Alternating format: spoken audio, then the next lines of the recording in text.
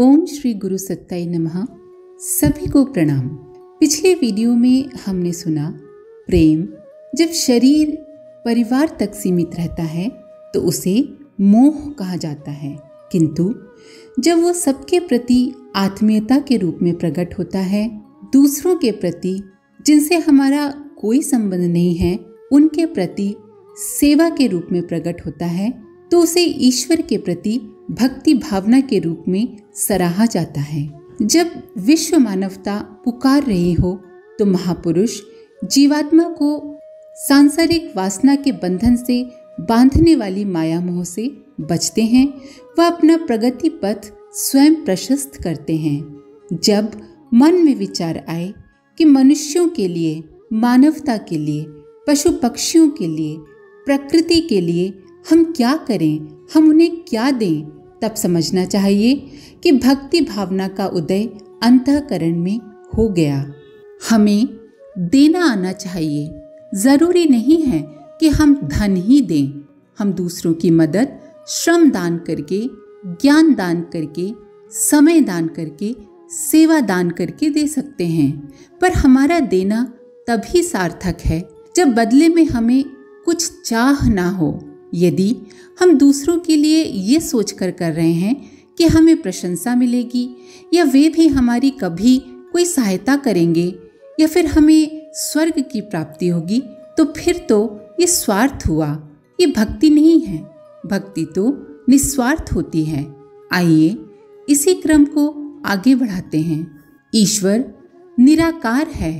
उसका अवतरण मनुष्य के अंतःकरण में होता है। उसकी अनुभूति उस उच्च स्तरीय प्रेम में होती है जिसे भक्ति कहा जाता है। आदर्शों के साथ लिपटी हुई आत्मीयता ही भक्ति भावना है। भक्ति का एकांत अभ्यास ईश्वर को आत्मसमर्पण करने, श्रद्धा उभारने के रूप में किया जाता है। जैसे जैसे भक्ति परिपक्व होती है, उदार आत्मीयता रूप में प्रकट होती और व्यापक बनती है। ईश्वर का सही स्वरूप है अंतःकरण में श्रेष्ठता के प्रति अनुराग का विकसित होना तथा उसका आत्मीयता के रूप में बहिरंग में व्यक्त होकर चारों ओर फैल जाना। अहम विसर्जन के इस पुरुषार्थ को श्रद्धा कहते हैं, जिसे उभारने मात्र के लिए भक्ति का एकांत अभ्यास किया जाता है। ये प्राथमिक स्थिति है। क्रमिक गति से विकसित होकर यह अपने तक सीमित न रहकर चारों ओर विस्तृत हो जाती है। सब अपने ही दिखाई पड़ते हैं। स्वामी विवेकानंद ने देखा कि भारत में साधु सन्यासी अकर्मण्य आलसी जीवन का पर्याय बन गए हैं। इससे न तो उनका भला हो रहा है और न ही देश का। उन्होंने गुरु के अवसान के बाद रामकृष्ण मिशन की स्थापना की, जिसका उद्देश्य मात्र मठ निर्माण नहीं अपितु जन सेवा था। साथियों ने पूछा, फिर हमारी पूजा आत्मकल्याण का लक्ष्य कैसे साधेगा? सेवा तो समाज सुधारकों का काम है। तब स्वामी जी बोले, सेवा ही हमारी असली पूजा है। बीमारों की सेवा, अज्ञान निवारण, दरिद्र जनता को संतोष। यदि हम ये तीनों कार्य सफलता से कर सकें तो ईश्वर हमसे उतना ही प्रसन्न होगा जितना प्रसन्न वो वर्षों हिमालय में तप करने पर होता। जय विजय अपना विमान लेकर धरती पर आए। विधाता का आदेश था कि धरती में जो भी सच्चा स्वर्ग का अधिकारी है उसे ढूंढ कर लाओ। धर्म कर्म में लगे कई साधकों को उन्होंने देखा। पूछा, आप ये क्यों कर रहे हैं? तब उत्तर मिलता, ये संसार नश्वर है। हम ये भक्ति इसलिए कर रहे हैं ताकि हमारी मुक्ति हो जाए। नित्य कुछ न कुछ पाप कर्म तो होता ही रहता है, उसकी भी शुद्धि इसी से कर लेते हैं। उनके आचरण व वाणी दोनों में कोई सामंजस्य न देख जय विजय आगे बढ़ जाते। एक स्थान पर उत्सुकतावश वे रुक गए। रात्रि हो गई थी। एक अंधा दीपक जलाए बैठा था। आने वालों की पदचाप सुनकर वह उन्हें राह बताता था।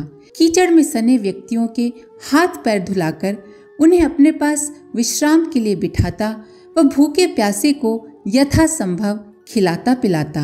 दिन होने पर थोड़ी देर विश्राम कर वो बगीचे में काम करने लगा ताकि कुछ सब्जी बेचकर गुजारे लायक राशि जुट सके।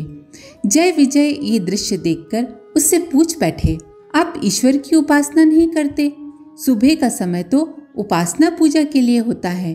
अंधा बोला, मुझे तो मात्र रात्रि में लोगों को राह बताना, उनकी सेवा करना व दिन में श्रम करना ही उपासना का स्वरूप समझ में आया। इससे अधिक मैं नहीं जानता। अपना निरीक्षण पूरा कर जय विजय लौट गए। प्रजापति ने उनके लिखे विवरण पर दृष्टि दौड़ाई।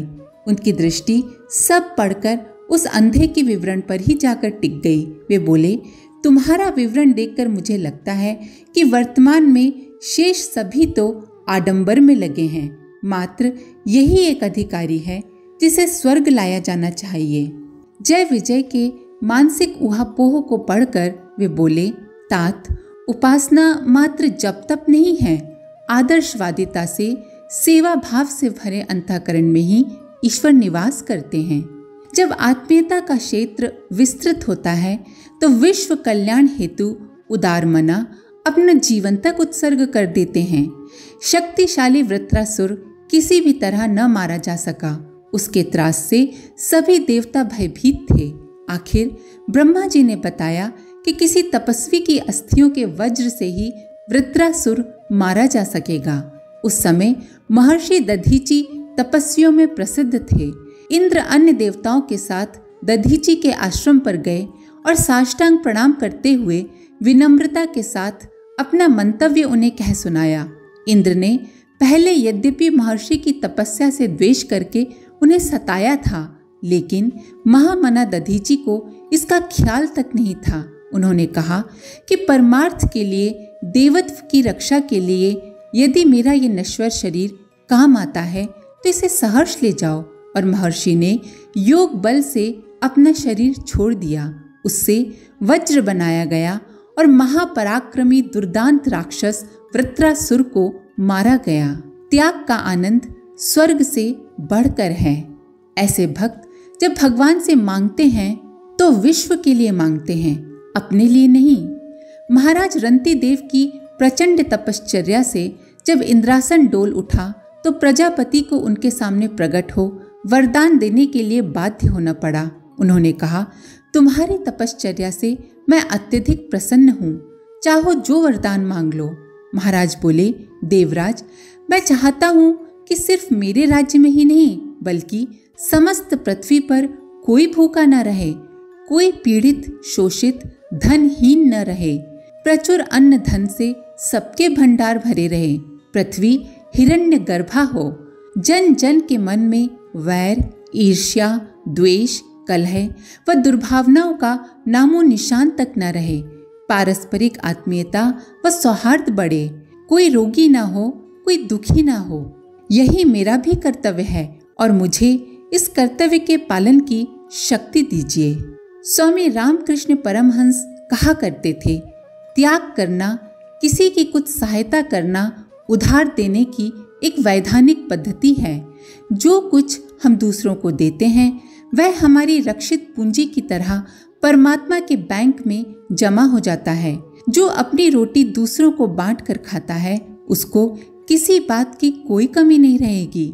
जो केवल खाना और जमा करना ही जानता है उस अभागे को क्या मालूम होगा कि त्याग में कितनी मिठास छिपी हुई है।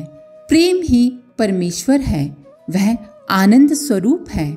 ईश्वर के प्रति प्रेम उमड़ेगा तो आदर्शों के प्रति स्वतः ही श्रद्धा बढ़ेगी। आत्मवत सर्वभूतेषु का दृष्टिकोण उभरेगा और वसुधैव कुटुंबकम की भावना को क्रियान्वित करने वाले क्रियाकलाप सहज ही होने लगेंगे। ईश्वरीय प्रेम का मापदंड एक ही है, आदर्शों से घनिष्ठ रूप से जुड़ जाना। जब अपना आपा ही सर्वत्र बिखरा दिखाई दे तथा सारी धरती अपना परिवार लगे तो सारे क्रियाकलाप स्वतः ही परमार्थ युक्त होने लगते हैं। भक्ति की यही भावना व्यक्ति को परमेश्वर की श्रेष्ठ संतान सिद्ध करती है। सबके प्रति आत्मीयता अंदर तब प्रवेश करती है जब वहां स्थान खाली हो, पर वह स्थान तो मोह ने घेर रखा है। उससे मुक्ति मिले तो सब अपने ही दिखाई देने लगेंगे। श्रावस्ती की राजमाता विशाखा ने तथागत को आतिथ्य देने के लिए आमंत्रित किया। दुर्भाग्यवश उसी दिन उनके एक पौत्र का देहांत हो गया। खिन्न वदना मलिन वस्त्रा विशाखा से तथागत ने शोक का कारण पूछा तो उसने पौत्र के मृत्यु की दुखद सूचना दी। गौतम बुद्ध ने उसे धीरज बंधाते हुए कहा, यदि तेरा पोता तुझे मिल जाए तो मेरी प्रसन्नता का पारावार न रहेगा, और श्रावस्ती की जनसंख्या जितनी मिल जाए तो प्रसन्नता और अधिक हो जाएगी। तब गौतम बुद्ध ने पूछा, बता श्रावस्ती में प्रतिदिन कितने व्यक्ति मरते हैं? वो बोली, भगवन ठीक तो ज्ञात नहीं, पर 5-6 तो मरते ही होंगे। बुद्ध बोले, समझ ले सारे श्रावस्ती वासी तेरे पुत्र और पौत्र हों और उनमें से एक भी नित्य मरे तो क्या तू सुखी रह सकेगी? तेरा दुख कितना पड़ जाएगा। सेवा का सुख चाहिए तो सारा संसार पड़ा है, सबकी सेवा कर, ये आसक्ति क्यों? वस्तुतः किसी भी व्यक्ति या वस्तु की प्राप्ति का सुख उसके वियोग से नष्ट हो जाता है, पर सेवा का सुख सदैव रहता है। देव मंदिर का पुजारी भगवान की पूजा तो पूरे विधि विधान से करता, किंतु सुबह शाम पूजा करने के बाद बचे समय में वह स्वार्थ के वशीभूत हो ऐसे कुकर्म करता जिससे भगवान के बनाए अन्य प्राणी बहुत दुख पाते। उसके अंतःकरण से एक दिन भगवान बोले, अरे मूर्ख, सेवा कर। मेरी पूजा करने के बाद सेवा की इच्छा न हो तो पूजा व्यर्थ है। पुजारी ने कहा, भगवान मेरा मन तो आपकी पूजा में लगता है, लोगों की सेवा में नहीं। तब भीतर से आवाज आई, तू पगला है क्या? क्या मैं पत्थर की मूर्ति में ही हूँ? क्या इन जीते जागते प्राणियों में तुझे मेरा रूप नहीं दिखता?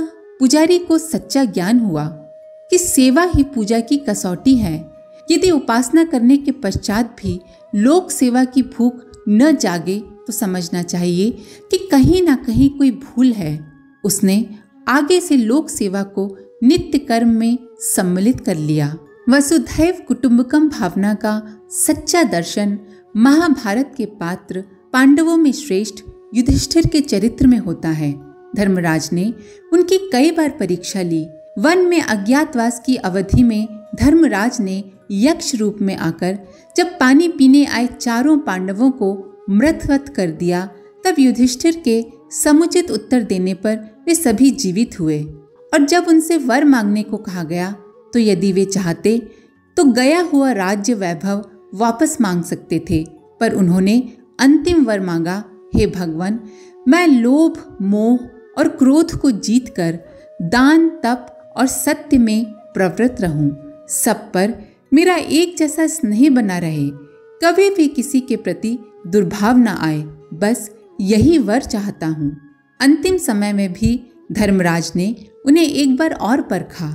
हिमालय पहाड़ की विषमताओं के कारण एक एक करके अर्जुन, नकुल, सहदेव, भीम, द्रौपदी आदि मर गए।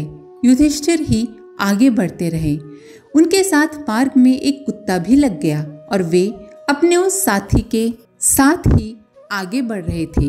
एक स्थान पर उन्होंने देखा कि इंद्र विमान लेकर खड़े हैं और स्वर्ग में चलने की प्रार्थना कर रहे हैं। युधिष्ठिर ने कुत्ते को भी साथ ले चलने को कहा, लेकिन नियम अनुसार कुत्ता वहां नहीं जा सकता था। इस पर युधिष्ठिर ने अपने साथी के बिना वहां जाने से इनकार कर दिया। उन्होंने कहा, जिसने मेरा यहाँ तक साथ दिया, भला उसे मैं कैसे छोड़ सकता हूँ। इतने में ही धर्मराज, जो कुत्ते के रूप में थे, प्रकट होकर युधिष्ठिर के जीव प्रेम की सराहना करने लगे। इसके आगे का अगले वीडियो में। आज के लिए इतना ही। अपने विचार कमेंट बॉक्स में जरूर लिखें। आप सभी का धन्यवाद। ओम शांति। हमारे YouTube चैनल को सब्सक्राइब करें और बेल आइकन को दबाकर ऑल पर क्लिक करें ताकि आने वाले सभी वीडियोस की नोटिफिकेशन आपको मिलती रहे।